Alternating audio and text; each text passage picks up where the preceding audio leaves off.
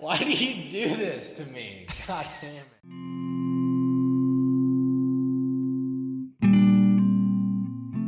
Hey everyone, this is Alex, and welcome back to the Two Dudes, Brews, and Reviews podcast. Today, we're talking about 2016 Suicide Squad, a social experiment masquerading as a movie, created solely for the purpose of ruining a franchise and making millions of dollars while doing so. Guys, this one nearly killed us. If you like listening to our suffering, consider subscribing to the podcast and maybe even share us with your friends. With that being said, we hope you enjoy the show. All right, homie, what's good? Not a whole lot, man. Well, that sounded really pessimistic, didn't it? The world's about to end. No, a lot's good, actually.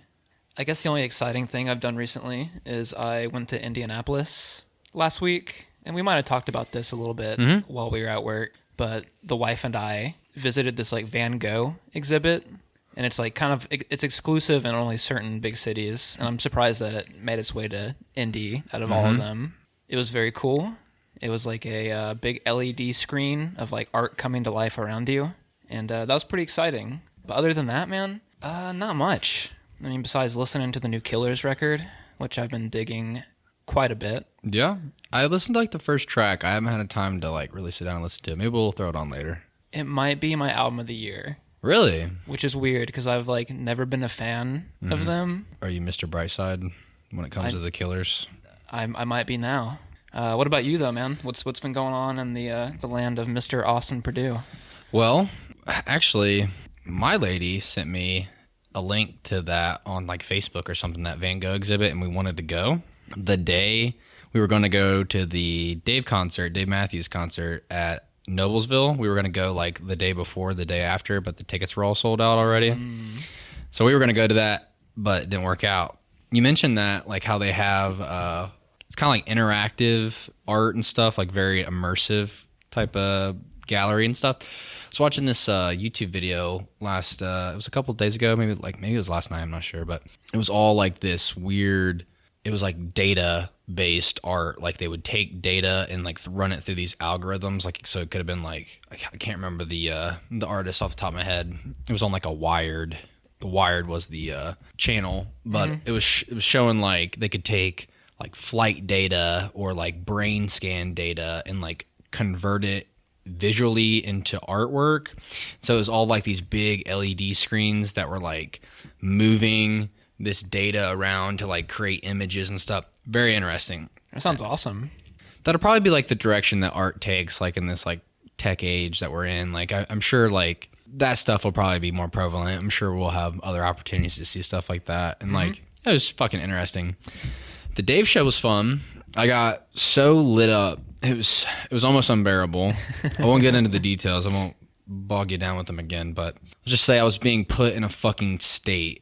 And that's all I'm gonna. It was a good show, but it was very overwhelming. About an hour and a half in, I was getting. Let's just say the world was waving like a flag. Like it looked like fucking the Star Spangled Banner. Fucking even it was a super spreader event too. So I see. I was glad to be vaccinated when I. And you were able to bring yourself back though. Oh, I was fine, but it was like 30 minutes of hell for a little bit.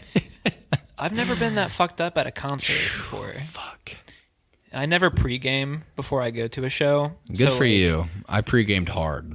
And it's hard to get like drunk at the show because you're going to spend an arm and a leg getting there. I will say we spent like 40 or 60 bucks on drinks, and I had like 2 or 3 drinks. Yep. Good thing I could say they had a Jack Daniels booth there, and they sold they had like a margarita, and I hate frozen margaritas, so it was just like on the ice or on the rocks, I should say.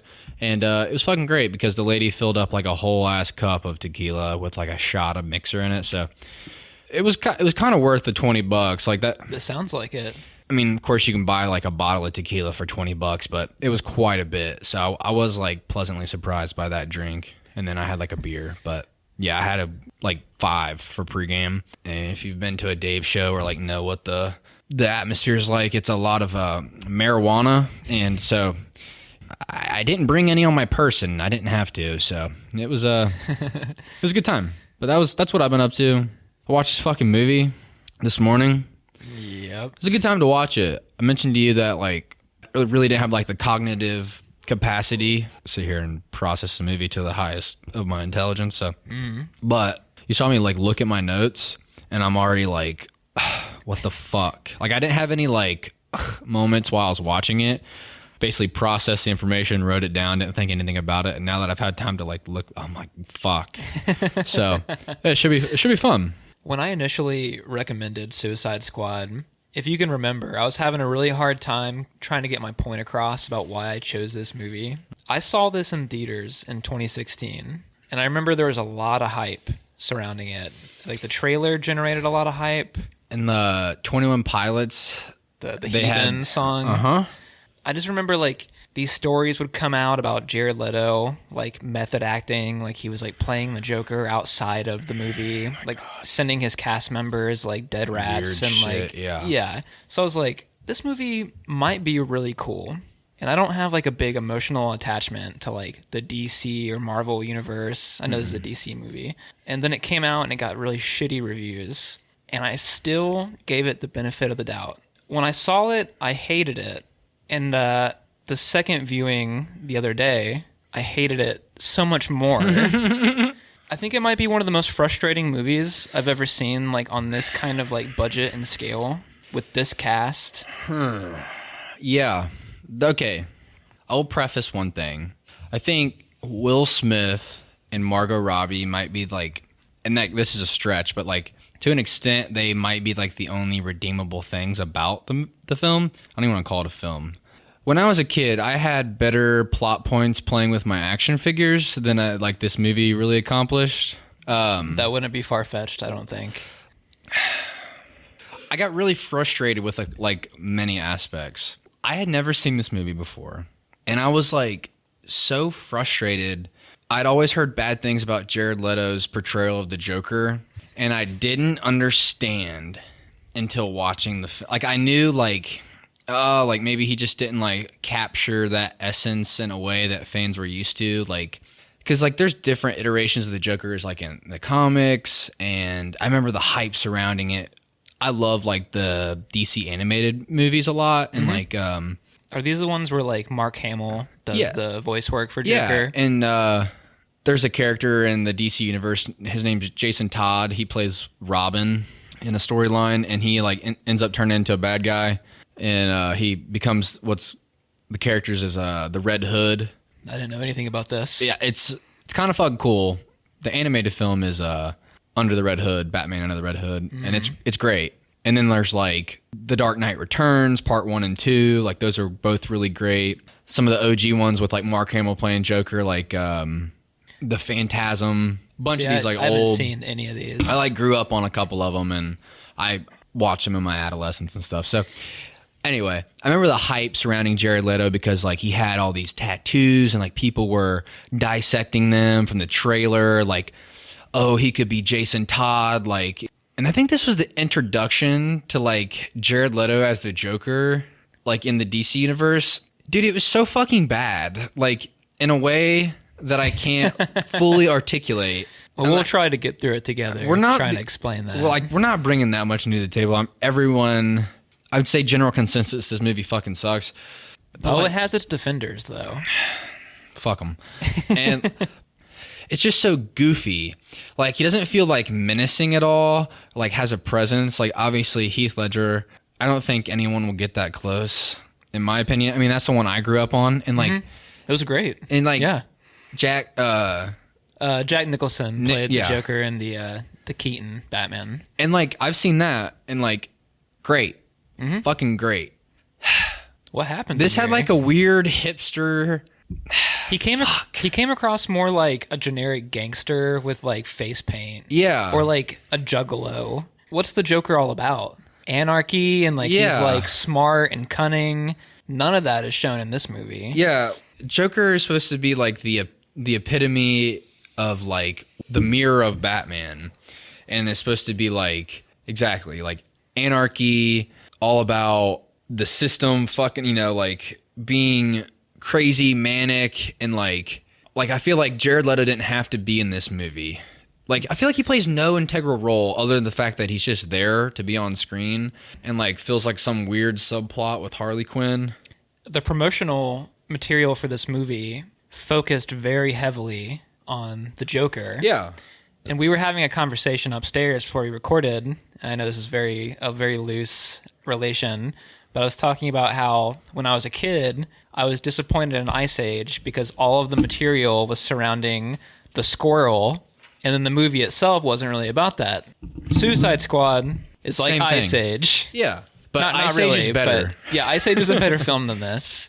And there's a lot of things to dissect in this movie. And I remember I told you when I recommended this, you asked, is this like a Jack and Jill type situation? And I said no. Now that I've rewatched it, I think this is worse. Yes. Worse in the worst ways.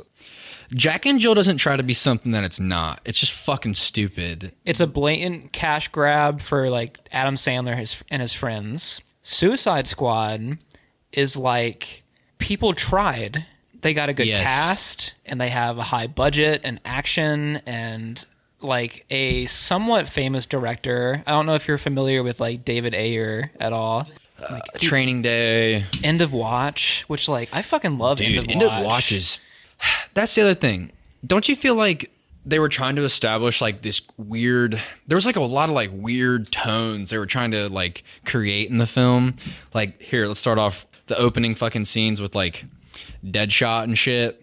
When he gets like intercepted in the alley with his daughter by Batman and shit. Like, didn't that feel so goofy?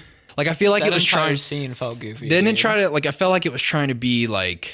Kind of cool. Yeah, or like have some like real emotional grab to it. And I was like, that's the first thing I wrote down was Deadshot scene felt really goofy.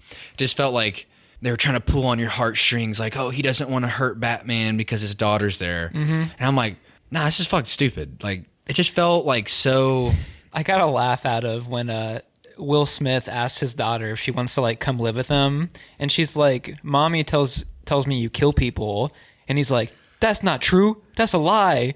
And like his acting is like so bad in that little part right there. And the daughter's acting is terrible too. Yes, it is. God, I hate picking on kids in movies, but damn, it was bad. And then when Batman swoops down, he's like, "All right, Deadshot, I don't want to do this in front of your daughter." Clearly, that's not true because you like ambushed him with his daughter with him. Like, yeah, there was like a ton of shit like that. just like bad script. She didn't have to be there. Like, dude, so stupid. Oh man, it's kind of hard to like skirt around this movie because like it's such a disorganized and chaotic mess. I guess we could like go into what it's about for starters. Sure. Oh, fuck. All right. So this lady, I don't even know her fucking name. It's Amanda Waller, played by Viola Davis. She like is trying to assemble a group of people. This is all like fucking exposition at the beginning and stuff. Like About 40 minutes of exposition, God honestly. damn, yeah. She's just trying to assemble a group of meta. Is that what they call them? Meta-humans? Meta-humans. I know fucking meta about this movie. It is so unself-aware. Yeah. She's trying to assemble like a group of ragtag criminals, which we got like Deadshot and Harley Quinn. We have like Killer Croc, a couple other people, Boomerang. Diablo guy. Just like trying to assemble a group of powerful people because I guess Superman's dead, supposedly. And He dies in Batman versus Superman, apparently, which I have not seen. And they're trying to have leverage over these people because they're criminals. And the whole idea is that what if the next Superman doesn't share the same values as like humankind? It makes some sense, I guess. And there's the Enchantress is one of them. And then we have like Rick Flag. Is that his name? What a last name. Flag, yeah. Rick Flag, the fucking soldier. And then he has some sort of what do you call it? A sign to the lady, the Enchantress, to like watch over her because she's not a criminal, but she's like possessed by like some Mayan fucking idol. And then they have like a little sounding already. Yeah, goddamn, dude. I swear to I'm 11 years old.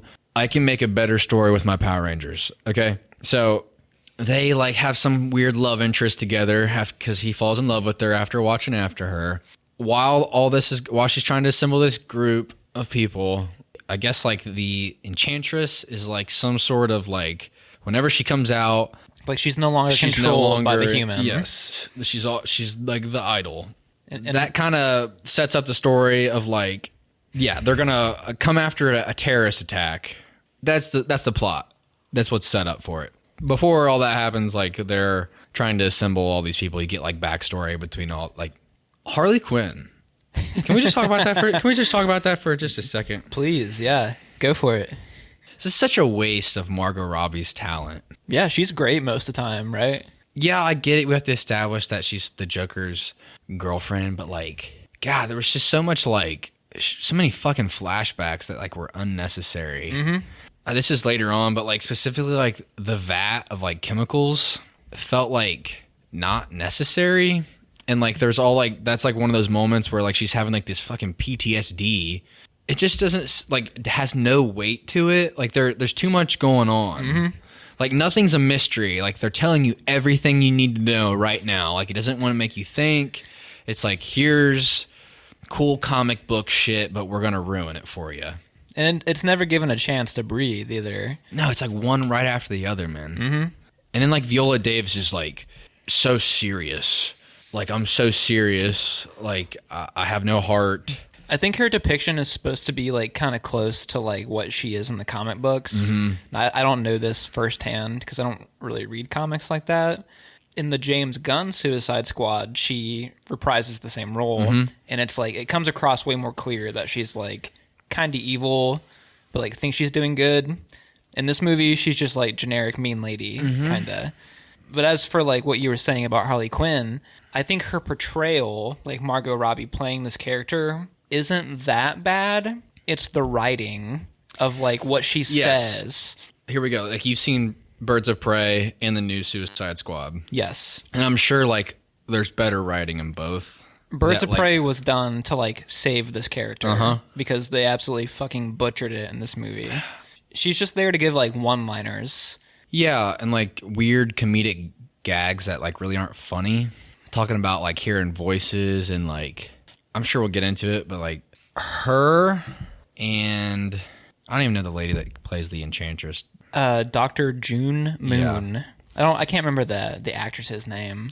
Her, Margot Robbie. I'm trying to think if there's another female character Besides the Katana lady, who plays almost no part in anything important. Let's just say, I didn't even write it down because I felt it.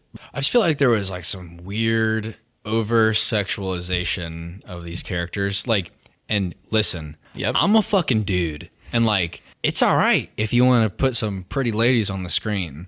But like, it felt really distasteful in a way. Like, here's a comparison for you. It didn't serve the story whatsoever. Like, for example, Margot Robbie, beautiful lady. Everybody knows, right? Mm-hmm. She's been in Wolf of Wall Street. We've all seen her titties.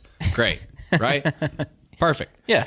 Even in that movie, I'm like, oh, like this isn't wrong, you know? Because like the whole point is like Leonardo DiCaprio's character playing Jordan Belfort, like he is being seduced by her while he's married. There's a point. And we can see why he would like be enamored by her. There's a point to that. There's like some fun, interactive story play going on, right? In this movie, it's just like, here's some ass, boys. What are you looking at? It's just like, it just feels so like... It feels even weirder because like she's a mentally ill character. Yeah. Like it's like established that she's like been fucked up by the Joker. Uh-huh. And I think the one scene where it became really apparent that like the sexualization of her was like horrible was when they're all gearing up at that airport and she's like putting on her Harley Quinn gear and like it zooms out and everybody's watching her get dressed. So weird. It just did not fit at all. Yeah, I'm like really disappointed. Listen, man, I'm all about the hot ladies, but you got to fucking sell it to me, man. Like you can't, I have fucking morals, goddamn it. Like I don't want to just see some weird shit just because. And you're talking about fucking the wokest of woke, dude. Like they should have known, goddamn it. Like this is just didn't sell for me. No. God damn, it was fucking, it made me like really uncomfortable. I feel like to find our bearings on this conversation, I want to rewind a little bit. All right. to the beginning of the movie. Yes. Now, we already kind of said the first 40 minutes of this movie is like all introductions and stuff, right? It all plays out like a movie trailer, but like extended, 40 minutes. Yeah. The very first scene in the movies or the very first couple scenes in the movie that we get are Deadshot in his like cell, and then Harley Quinn in her cell. And then we cut to Amanda Waller explaining the whole Suicide Squad thing. And then we're reintroduced to Deadshot and Harley Quinn again. In the prison, like her like meeting up with them, right? Well, no, yeah, you're right. They're like giving an introduction more than once. Like not just her meeting them, but like the first 5 minutes are completely pointless. The prison guard like making rounds, the electrocuting cell bars, and then like the knockoff Mark Wahlberg guy. Oh, with the gap tooth. He looks like Mark Wahlberg. This is another weird thing about the movie. Does it not feel like this guy is kind of being set up as like an antagonist or like someone that's gonna like get his in the end, sort of? And then like after 30 minutes, he like just disappears. We forget about him. He serves like doesn't even serve. It's just like a weird thing where he's like gambling in like some underground casino. It looks like, and like halfway through the film, since Harley Quinn's in prison, Joker's gonna break him out, and since this guy's down 10 grand, he needs someone to float him 10 grand. From like management or something, and then the fucking Joker gives him $10,000, like in exchange for giving like Harley a cell phone. The motivation's not explained, or like even like on their way out of the prison when they're all like ganged up and ready to roll. Like after that, he serves no purpose. She's like, "Oh, you're gonna get it." She's like, "You're screwed." Yeah, and he's like, "What does that mean? What does that mean?" We never find out what it fucking means. Like nothing happens to the fucking guy. Nope, not at all. Now, I watched the theatrical edition. I didn't watch no extended cut. So I don't know what the fuck if it's included in the extra 10 minutes but it just doesn't make any fucking sense. This movie would have been better if it opened up with the scene with Amanda Waller explaining the Suicide Squad. Then we get the introductions of all the characters, and then you bring them together. But this movie wastes so much time on like... They're probably trying to fucking make the movie long enough. Well, like, I feel like there were scenes filmed that weren't used. Yeah. Like, the way it's edited together, like, the first time we see Harley and she gets shocked from the cage, then we're, like, shot into a flashback of, like, her being abused by the guards with this horrible neon filter. Like, the way the movie is edited and the special effects added on top of stuff is so tacky. Yes. I feel like there was a scene filmed, but we don't get to see that scene because like it's been chopped up and like, here's 10 seconds and the guard is like putting the cell phone up and going, spring break. Yeah, it's so fucking weird. It's like, what movie is this? Like, and we're only 5 minutes in at this point. Yeah. God, fuck, shit. It was bad. One thing I kind of did enjoy was I did enjoy watching Will Smith point the gun at knockoff Mark Wahlberg during the gun range. I like this too. I did actually enjoy that. And for one particular reason is that they played Black Skinhead. Yeah, but they played a Kanye song during it, and I was like, yeah, you got me. Well, this scene kind of works because it's a scene where like people act and interact with each other, and there's no cuts to like some random thing that happened 3 weeks, 3 years ago, whatever. And there was like a little bit of humor. You actually get to see someone shoot a fucking gun. Like that shit was kind of. I mean, that was kind of all right. I also kind of liked the scene where it shows Deadshot. I was gonna say the same thing. Like doing a hit. And like he's like kind of like trying to leverage more money in his favor, and he's like, you got like 30 seconds till this guy is the window of opportunity to kill him is closed forever. That scene was like pretty good actually, and it's like I want more of that kind of stuff, but you don't get that for Harley, Diablo, Croc, Boomerang, nothing. That's the other thing I wanted to say. The Diablo guy, I think it's his name. I don't fucking know. His wife was overly sexualized in one part. What, in the flashback where she's like killed?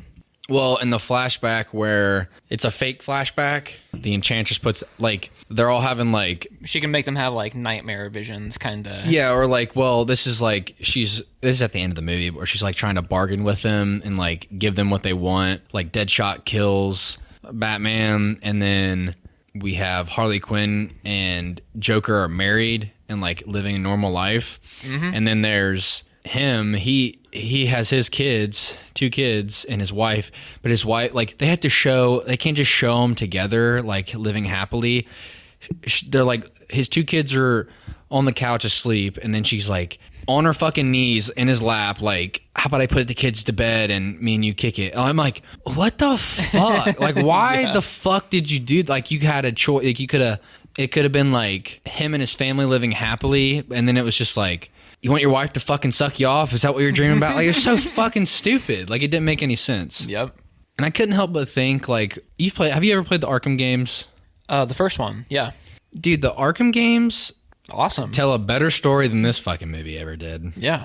I feel like the Killer Croc, like, they really, like, missed an opportunity to, like... They fucked him in this movie, to dude. really, like... He didn't feel, like, menacing at all. Like, in the games and in the comics, he's, like, this huge fucking guy.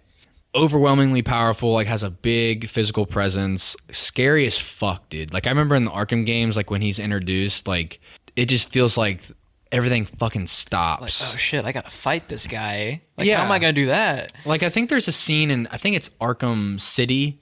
At the beginning, like, all the inmates break out. Like, the Joker, like, everybody breaks out of Arkham Asylum. And I remember, like, their walk-in Killer Croc past you, like, in, you know, handcuffs and shit. And, like, it just feels like all the guards are, like, on alert. Like, everything stops for a second because, like, you don't know if he's gonna, like, try to fucking break out, swing it. You know what I mean? Like, it just feels like everything has to stop. And, like, in this movie, like, it's just a dude in, like, practical makeup. It'd have been better, like, if they would have, like, CGI'd him. Like, he needs to be as big as the Hulk. You know what I mean? Like, he needs to be big. Like, and it just felt like mobster, gangster dude dressed up in scales. Like, it just felt so bland. It was very lame. And, like, by the end of the movie, he's kind of, like, turned into, like, a racial stereotype in a weird way. Yeah. Like, you can tell it's a black dude. Yeah. And they ask him, like, Amanda Waller is, like, asking everybody what they want for completing the mission. And his request is BET, the fucking cable television. Yes. So dumb. How does this shit get made, bro? Isn't the whole idea that these are people that could, like, combat an evil Superman? Yeah.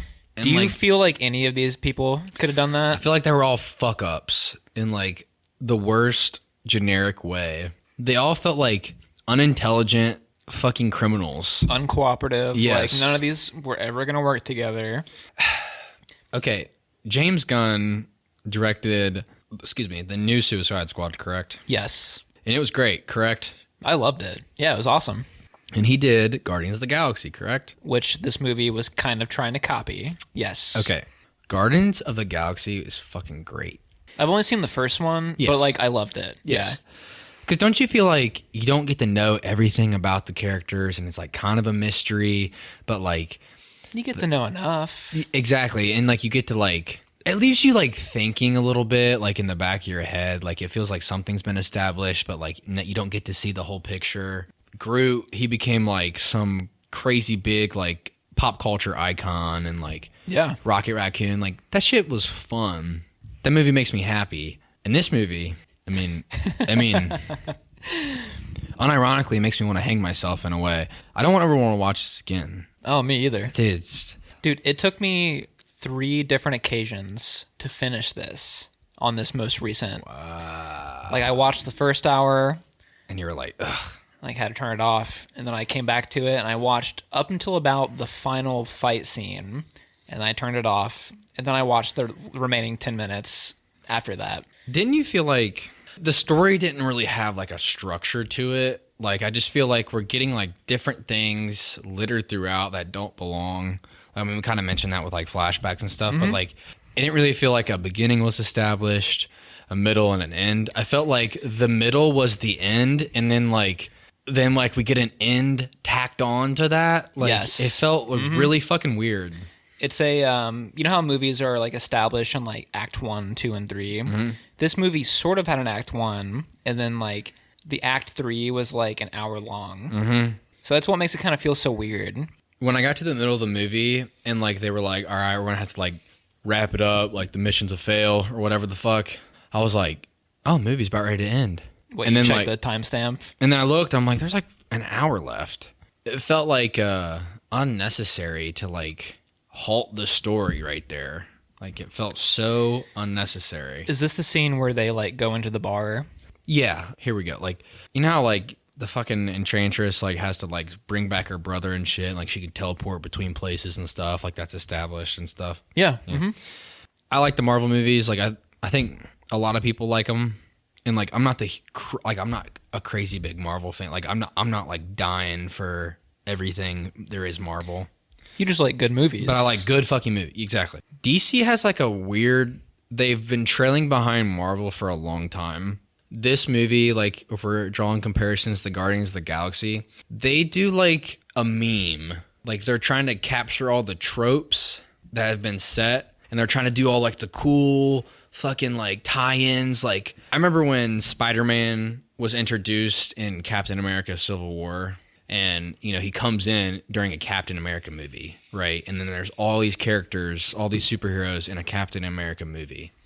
It felt like an Avengers movie, but you know, it was just Captain America. And like everything, it was like such an exciting moment for these characters to like all be on screen together.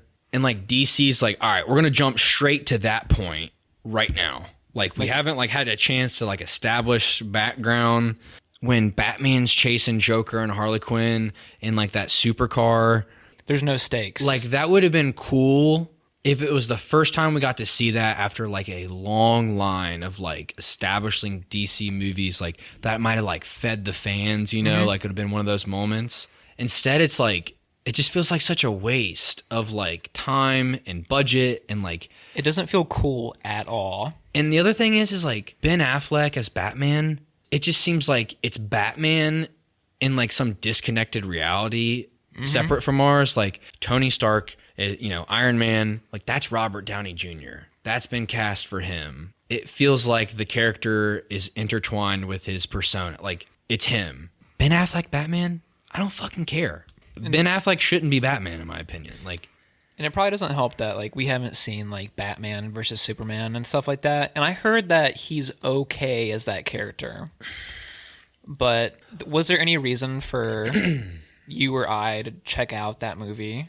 No, because I heard it was horrible. Exactly. And like I know like the Zack Snyder cut of Justice League that got released like received much better reviews than like the original release, and I have yet to see that. It's like I think it's almost like 4 hours long, right? I'll never watch it. Yeah, that's way too much. I feel like these movies are suffering from like executive producers like fucking up a product. I feel like DC, unfortunately, like I feel like they have the better characters. I feel like Batman, especially Christopher Nolan's portrayal of Batman, felt so grounded. It really sold me on like how Batman could be real. And then like you got Keaton Batman. I was sold on that too. Superman, like there's so much you could do with Superman, like the Flash, like in my opinion, like cool fucking characters. And like I've seen the Wonder Woman movie, the first one. I haven't seen the most recent one. I heard the first one's pretty good. First one was pretty fucking cool actually. I liked it a lot. Even the villains are cool. I mean, like the Joker and Harley Quinn and all like that. Darkseid, like all these like I'm saying, I just feel like they have the better roster of characters. In my opinion, like I feel like they have such a like a darker role. Like I feel like they could be a lot more serious and like dramatic. I agree, because like on the Marvel side, aside from Spider-Man, I don't really care about a whole lot of those like heroes that much. I mean, like their portrayal is good. Exactly. I was going to say, like, they fucking sell you. They create a good story around them that makes them, like, then you, like, have value in them. Like, but in the past, I never cared about Captain America or Thor. Had no idea who the fucking Guardians of the Galaxy were until that was made into a movie. I can remember when I was younger, before all these movies were even made, and, like, I leaned more towards like Justice League characters than I ever would have like the Avengers, you know? Yeah, same here. I mean, I remember the animated TV show. I was hooked on that shit as a kid. Batman's the fucking coolest. I love Batman. Batman's fucking cool. They just don't create a good enough story around like this amazing roster of characters to like sell me on it, man. Like it's a shame because like I feel like it's hard to fuck up a superhero movie. Like I really do. Most of the time, like usually you can just follow like a formula and be good. Exactly. This should have been the movie that would like go outside of the formula and work because it's about villains. Uh-huh. How much did these people feel like villains to you? Exactly. By the end, it felt like they were superheroes. Exactly. And the movie tries to like remind you constantly That they're bad guys. Like, don't forget that you have a triple life sentence. Will Smith makes a comment in one scene like, sorry, I don't speak good guy, which like terrible scripting. Harley Quinn breaks a window and steals a purse out, and they're like, what are you doing? And she says, we're bad guys, that's what we do. At that moment, I started to check out real bad. Oh yeah. I was like, I'm checking out right now. The back half of the movie, it started to lose me so bad. As much shit as we talked about the first 40 minutes, it's actually the best part of the movie.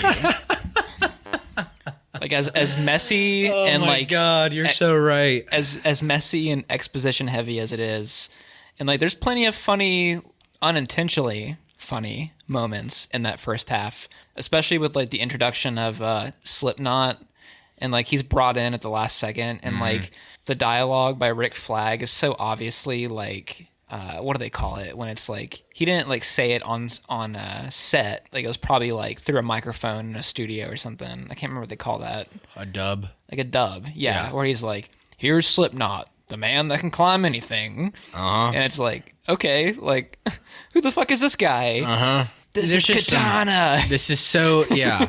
Like, oh my God. Like, they're in that fucking helicopter and they're like, it's not that kind of mission. Like, she like pulls out her sword and getting ready to kill these people. He's like, it's not that kind of mission. I'm like, fuck you, man. Like, this is so dumb. Like, when he starts explaining who she is, her sword traps the souls of anyone, and then we're like thrown into another flashback, like during a part of the movie where like at this point we really need to be getting to the action. We're in the shit. Like, quit giving me that. Like we're long overdue for getting into the shit. You're in the fucking wasteland that is this mid city or whatever the fuck it's called. Like, just do the shit. Just do the shit. Like, we're tired of seeing this shit. Like, I don't want to hear more explanation on these shitty fucking backstories. Like, just show me people getting shot in the face.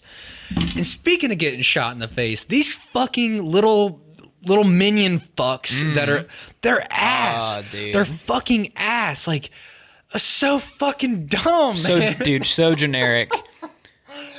I felt like I was watching a kid's movie, dude. Like, they were like Power Ranger villains. Fuck, dude. God, shit. They were bad. Like, this is what I want out of you right now. God, shit. They were so bad. They were so bad. Listen. This is where the movie starts to fall apart. They're turning Navy SEALs into bad guys. And they're like, yeah, sorry, we lost them. Like, talking back to command like they lost a fucking group of fucking SEALs.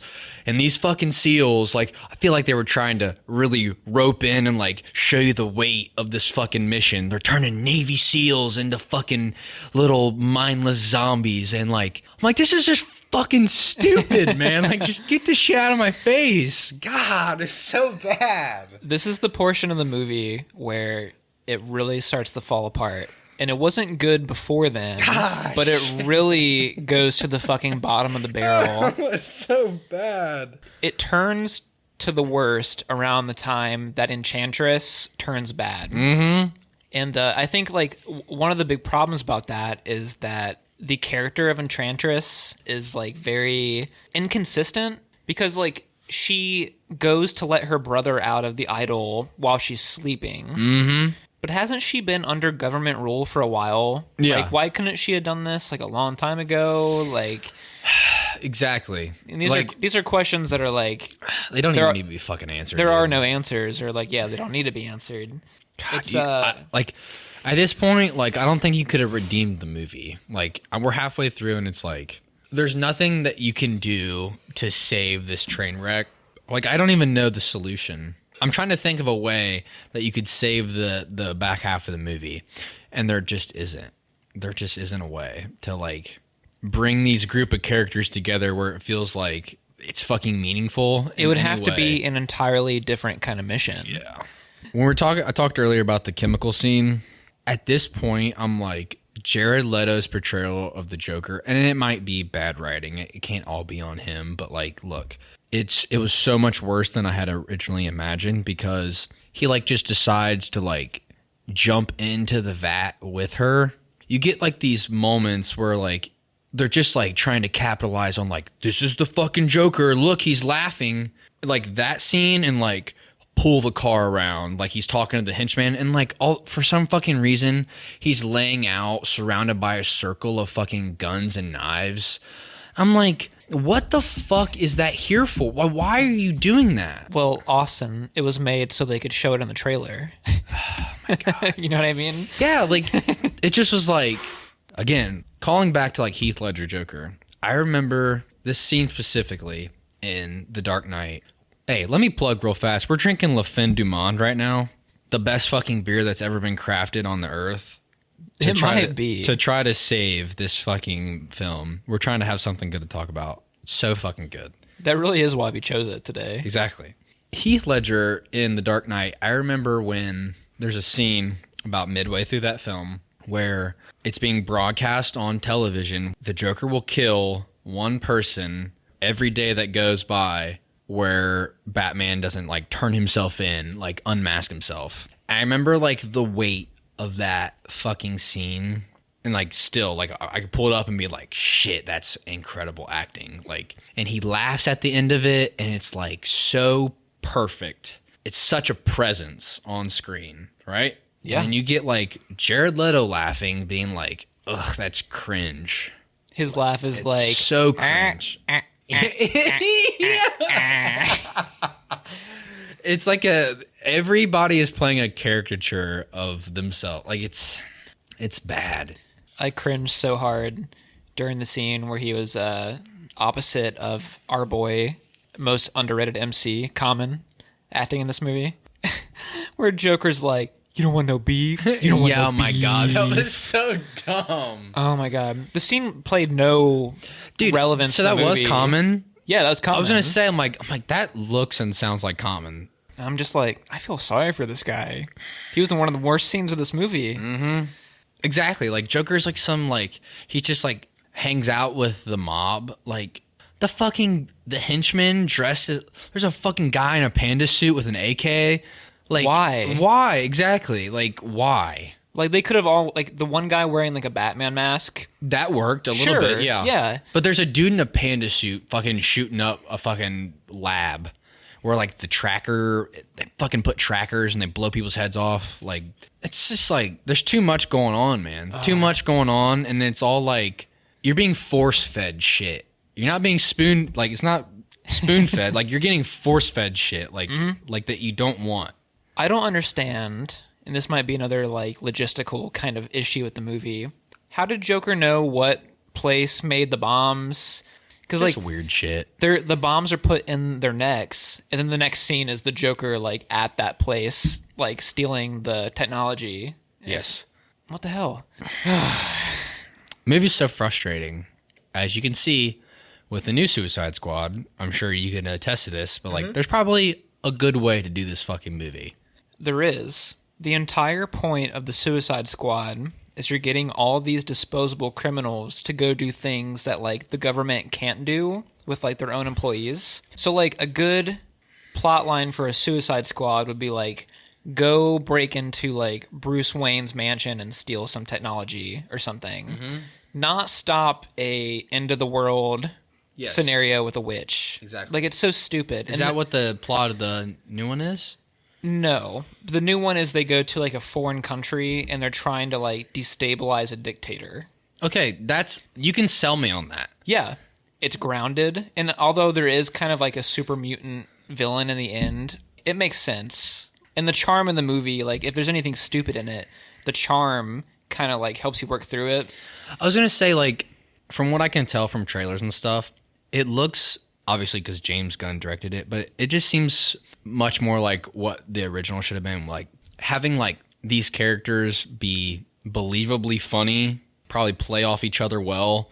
I bet the action scenes were so much better. Yeah, and the new one has like a R rating, so like all the violence is very like spectacular and amazing. Yes, you need that for a film like this. Like Deadpool, rated R, right? That movie needs to be rated R. It's fucking hilarious. You know what you're getting. It doesn't need to be like the PG-13 rating like automatically puts like some sort of weird no blood but still guns. All the best military movies are rated R. All of them. Yeah. They're all good. All the ones that are good, they're rated R. Like this movie felt like some sort of weird Navy SEAL operation with like ugly fucking caricatures of DC characters.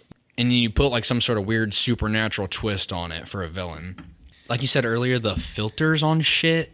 Dude, the neon color grade looks so horrible. It's like there's like a green ass filter to everything. Like especially in the like when they're in the city at night, it just didn't feel real. Like I immediately felt like I was on a set. Like I made mental note of feeling like, how did they shoot this? Because it just feels like so lifeless, I guess. Like it just felt so bleh. Like it didn't feel like there were any stakes or anything. Like they're in the city. Like there should have been like more civilians, leftover pedestrians that didn't escape during the evacuation. That were like maybe caught in the crossfire or like something like that. But no, it's just like an empty plot of land for these characters to fight faceless CGI monsters. That's the other thing too. Like it just felt like the villains, like I didn't care. No. And like even the Enchantress, like I'm like, here's another thing, like that with the sexualization, like she's like doing some weird like belly dancing the whole fucking time. It's just like, it just made me like, it was super distracting. You could have done more to like really feel like there was some weight to the villain. Like you could have shown like more like a torturous type of scene, like with the Navy SEALs, for example, like just turning him into some fucking weird monster. Like I don't give a fuck. Like they're just disposable characters now for you to shoot. And like somehow they're gonna make like some weird. She's like, I'm gonna make a machine to fucking kill these people. They worship machines now. Like what the fuck is going on, man? Yeah, the villain motivation was very weak, and like the way it's set up is done horribly too. Because like when she breaks free, supposedly she like goes to Amanda Waller's house, and it looks like she's trying to take her heart back. Because that's like one of the big things in the movie. Amanda Waller has the Enchantress's heart. So she can control her. And like she can't get close to the case because it like beeps or something when she gets close to it. And so like she goes into Amanda Waller's like office and she steals the idol, which she just keeps in her office for some reason. Yeah, just up on like a fucking... like a mantle or something. Yeah, exactly. Like a freaking wall shelf. Like, what the fuck is that doing there? Shouldn't it like be in like some weird... Yeah. And this confused me the most is after she gets the idol, she targets this man in the subway and like kills him. Why was this the guy to like plant her like ancient brother in? Like I didn't understand this at all. And maybe in some other cut of the movie this made sense, but like probably didn't. It was just some random guy. Like she could have gone anywhere in the city. He was in the subway. Like it was just bizarre. Like this guy was like on the phone talking about like getting drinks and stuff, and like for some reason the Enchantress is in the fucking mirror. Like, smashes his head in it. So fucking. There's like no time to breathe. Like shit just kept happening. God, dude, how does this shit get made? Like I got really aggravated. One thing that I think DC really struggles with is like, I remember this in Wonder Woman. I felt like the villain, there was no stakes kind of thing. Or like it didn't really... It was like a villain of the day kind of thing. Yeah, it didn't matter. And like it was just this weird CGI thing. I don't think they use enough practical effects. One thing that I think Marvel has done really well is that they do a really good job of blending the two. I mean, especially like in the early days, like back in like 2010, 2008, shit like that. Like Tony Stark's suit of armor, like they had to make that shit, like actually cast Robert Downey Jr.'s body and shit. Like they had to make the metal, like make it to scale of him, right? Yeah, and they had to shoot all these scenes and then do CGI over top of it. Like they had to actually have like the real thing. Like it felt like there was a lot more direction. And here's another comparison: The Lord of the Rings. Like pretty much all practical effects as the base layer. It's all like miniatures, and then they would do CGI over top of it. They would like scale in people, and I mean you can tell if you watch them today, like it feels like a little bit off, but like it still feels like really grounded. I know you've never seen them, like they're great. Your brain knows when shit's fucked up, and like this movie, like the villains, no, you ain't fucking selling me. I immediately could recognize like they are put in post-production. Even like her body and stuff, like you could tell like her face was just like tracked on to her body and stuff. It's just fucking weird, man. Dude, this movie is shit. Why do you do this to me? God damn it. I'm the man that like doesn't like to waste time when it comes to watching movies. And like I waste your time, man. Dude, I'm like, no, it's okay. It's funny. It's just like, God damn. This movie lived rent-free inside my head for the last 5 years. Oh my God. And like usually when you see a bad movie like this, you like, oh, that was bad. Now I've forgotten about it. Yeah. I had to share this bad experience with somebody, dude. You need somebody to really like empathize. Like you need to understand why. I'm glad I understand why, because I'm as pissed as the people that watch it the first time. I'm so pissed. And I understand why they had to fucking remake shit. Like, man, just follow the fucking formula, man. It's not hard. It's not fucking hard. Like, yep. I could do this. I could do it. I could find a way to fucking do it. I'll find the way to get you a camera. We'll go in my backyard and make a better Suicide Squad movie right now, dude. God damn, dude. Willow can be the villain. My dog. The devil. She would play good in the what's that movie? I think the movie's called fucking The Devil. Where like the devil's in the fucking elevator. Perfect casting. Menacing, but lovable. Get you to pet her, but then like bite your hand off. Like it would be perfect.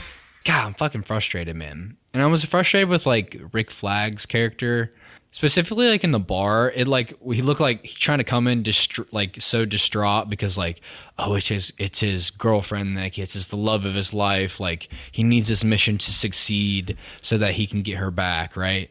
He like came in like looking all sweaty and shit, and I like immediately thought, man, this guy looks like a heroin addict, like walking into the bar. Like he looked so pale and like it was so weird.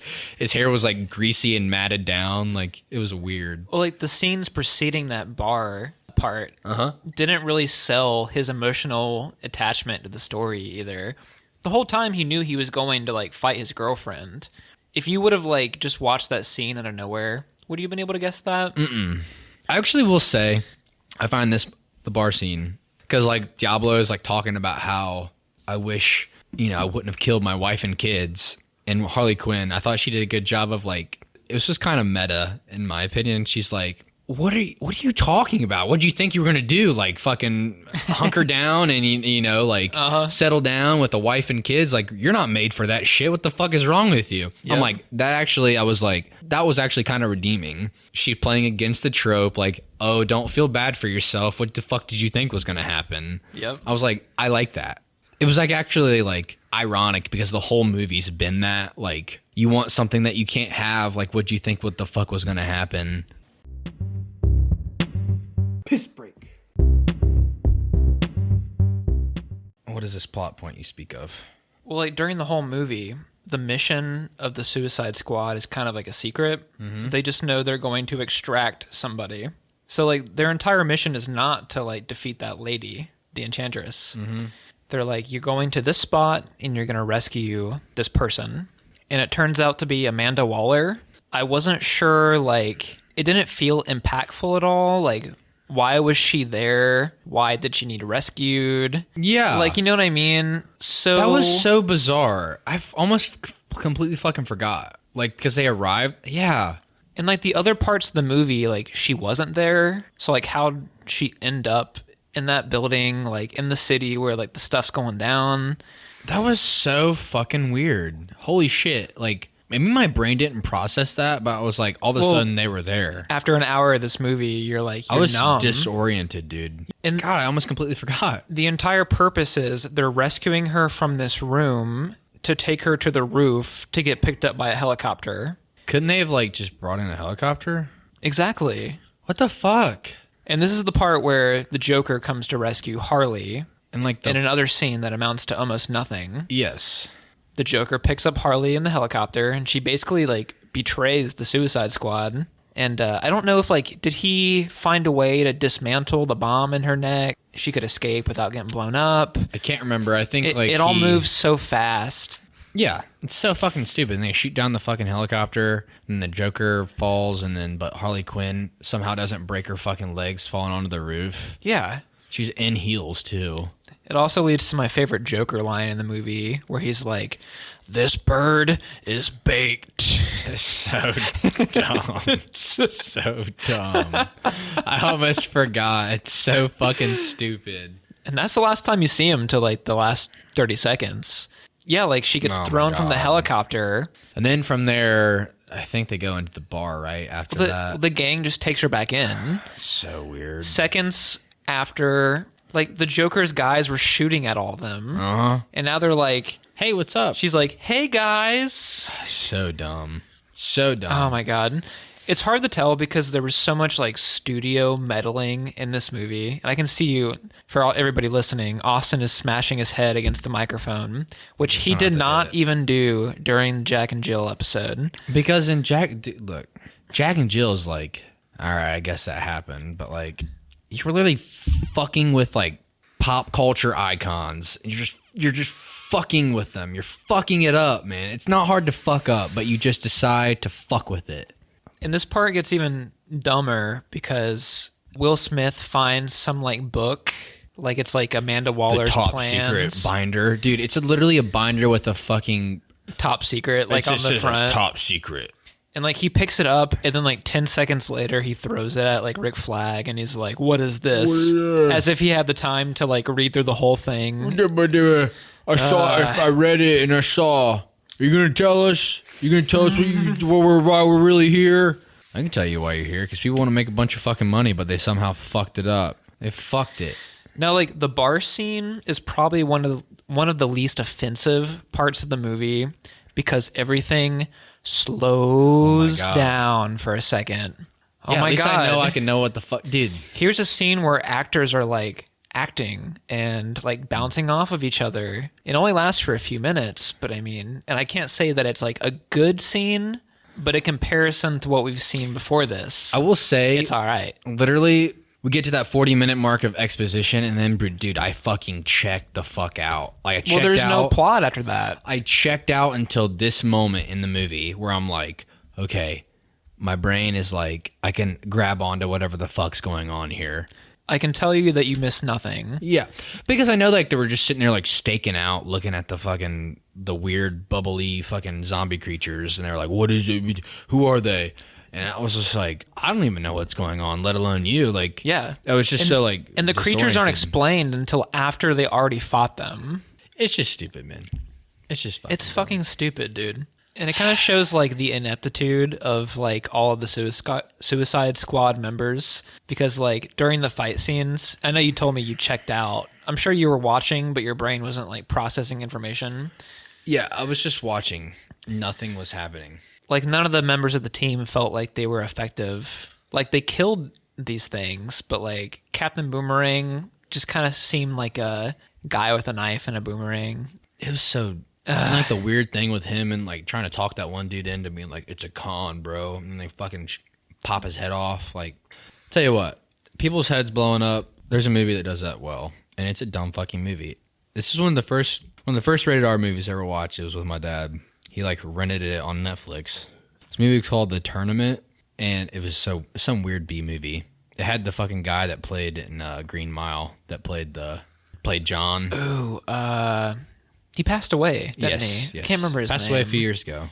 I bet that B movie was better than Suicide fucking Squad. Awesome. Dude, it was fucking awesome, bro. It was fucking awesome. Because it was like, had the same feel to it. Like, they put all these fucking assassins. It's like some big game that all these like big elites bet on. They bet on the winner, and they would put like these chips in their necks. So it'd be like, you'd have to kill somebody every 24 hours or else you die. Their fucking heads would just pop, bro. Like it would just burst like a fucking water balloon. It was hilarious. And like that movie had some fucking weight to it because like the people were like actually antagonizing. Like some dude was cutting somebody's fingers off with a cigar cutter. It was fucking cool. And then you get this shit where like people's heads are flying off, but it doesn't make any fucking sense. Mm-hmm. I bet I would love it. It actually, maybe one day we'll do it for the podcast. Like I haven't seen it since that fucking day I watched it, but I remember being like, that was kind of fucking crazy. Like people getting their fucking throats slit and shit. Yeah, it was fucking cool. Can we just talk about the ending for a second here?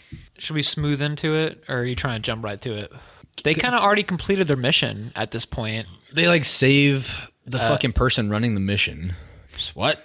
When they go to the bar and they all have that like heart to heart, Rick Flag disables. Does he disable their bombs, or does he say like, "You guys are good to go"? He like breaks the fucking phone. Oh my god! Not to mention the Harley Quinn's fucking stupid one-liner of "That's a killer app." Yep. Oh, so cringe. Yep. Oh my god, it's terrible. Is it better or worse than what kind of perfume are you wearing? The stench of death. That's better. It's better than that. But god damn, it was terrible. Like, they've been relieved of their mission, and they decide to go fight the lady anyways. Because Rick has now talked them into being like, to being friends. I love her. Even though do this for me, I need you.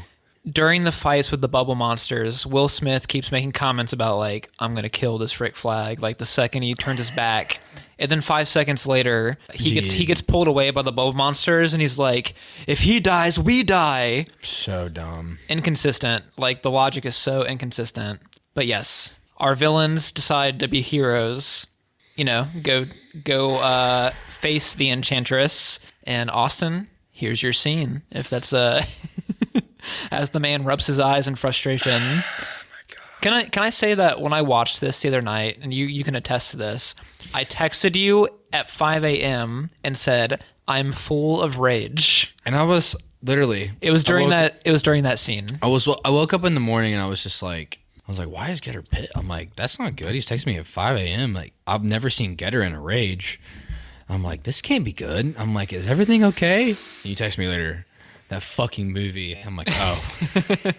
Well, thought like there was some crazy family personal issue going on. You were just like, that fucking movie. I was like, well, you did text me after you watched it today and simply said, Christ.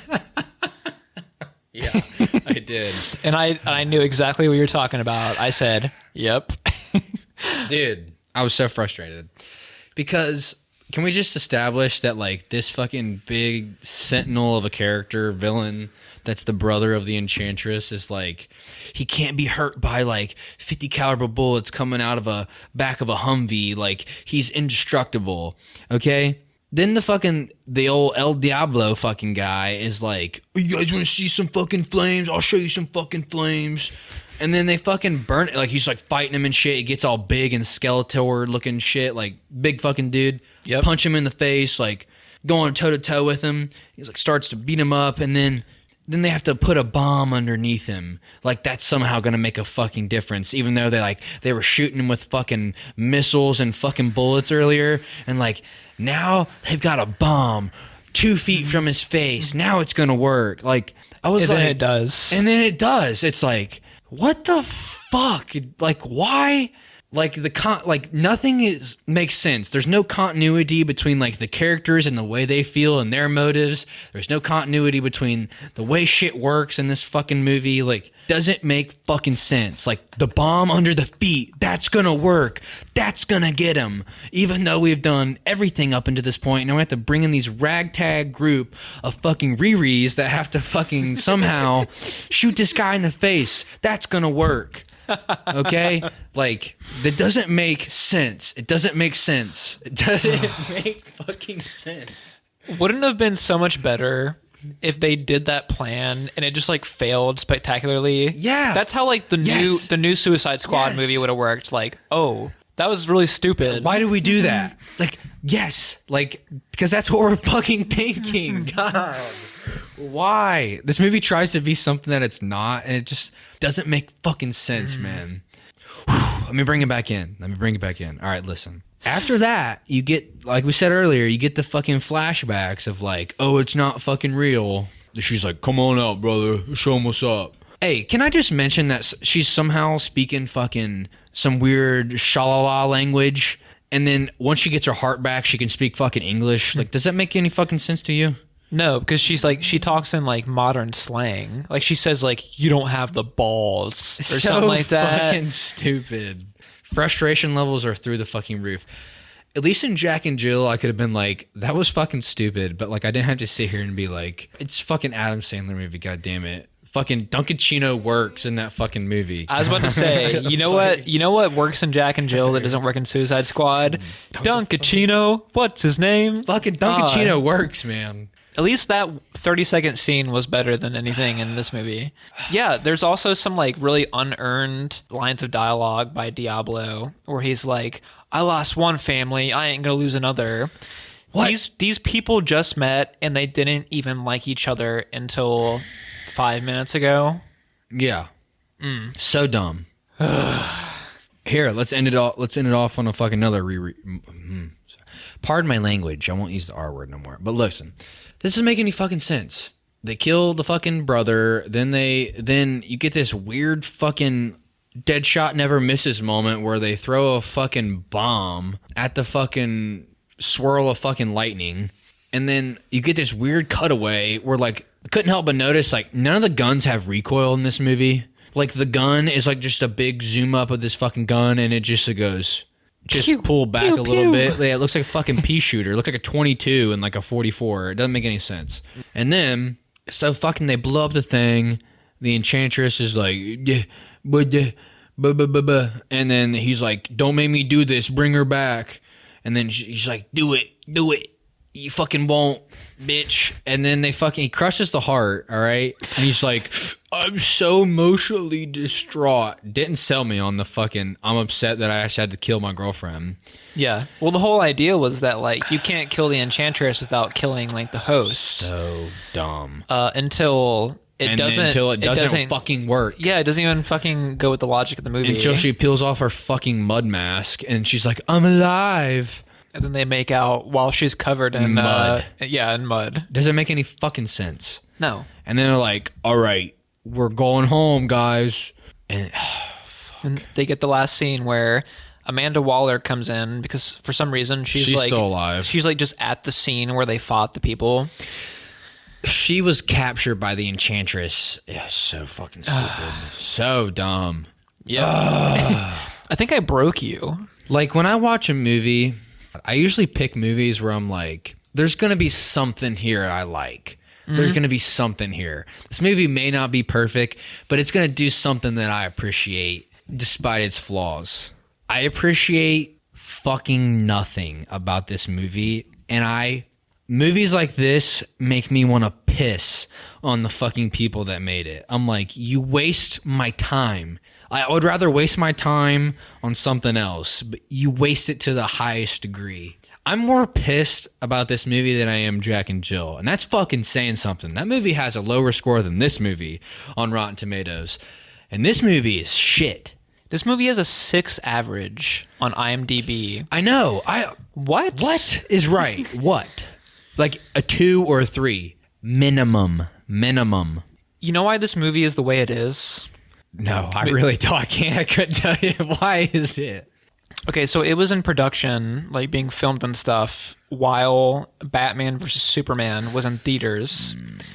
Warner Brothers freaked out because the reaction to that Batman Superman movie was so bad. So they like pressured David Ayer into doing all these reshoots, all these rewrites, and the movie was edited by a trailer company.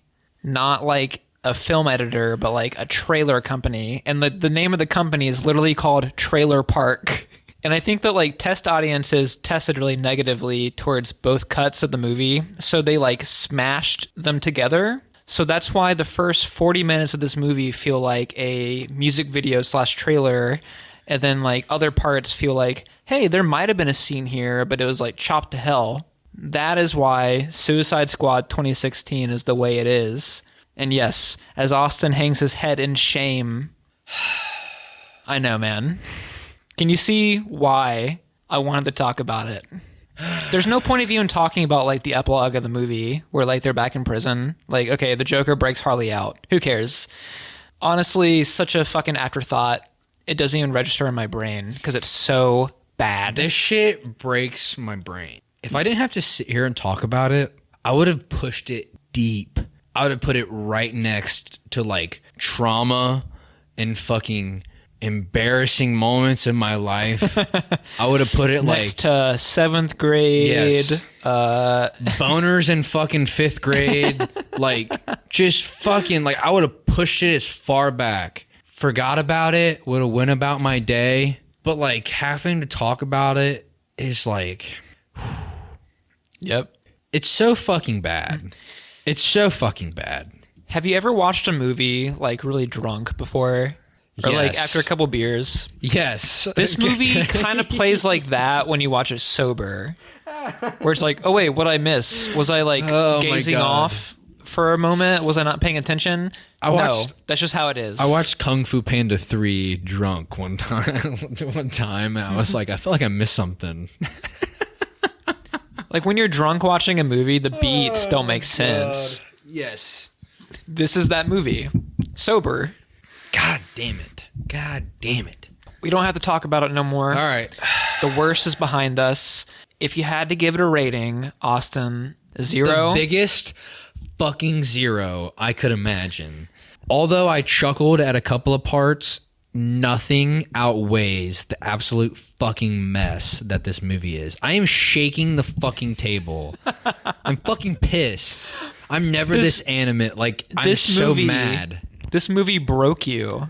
There are 2 hours that I'll never get back. And there's an hour and a half that I had to fucking waste on that fucking 2 hours that I never got back. I've taken shits better than this movie. Do you understand? Excruciating, constipating shits that are more enjoyable than this 2 hours, okay? Don't ever watch this movie. The first time I saw this movie, I wrote a mini review on Facebook about it, and I gave it a 4 out of 10 at the time. The fuck is wrong with you? That was way too generous. I think I'm with you. I'll give it a 0 too.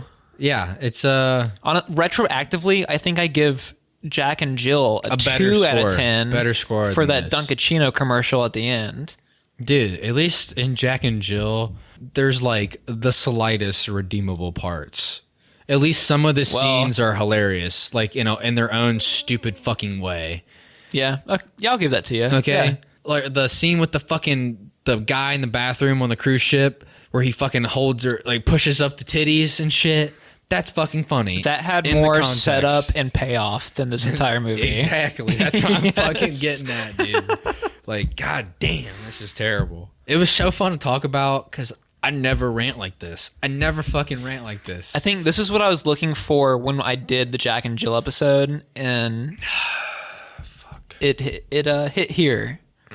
So, Austin, I want you to lay the stress and the anger aside, Okay. and I eagerly anticipate Okay. what you want us to do next. You know, I'm doing an album because it's been a while. I had 2 albums in mind, both not very recent. I'll tell you the other suggestion I had, though. I want to give you my thought process. I was going to do the Black Album by Jay-Z, but I wanted to take a different approach. This is something that I haven't revisited in a while. Listened to a lot. When it came out, when I was a lot younger, I would have been 16, 17 when it came out. This is from a rapper that, like, really hasn't been in, like, the limelight or, like, had the hype in a long time. We're going to listen to Professional Rapper by Lil Dicky. Oh, man. Okay.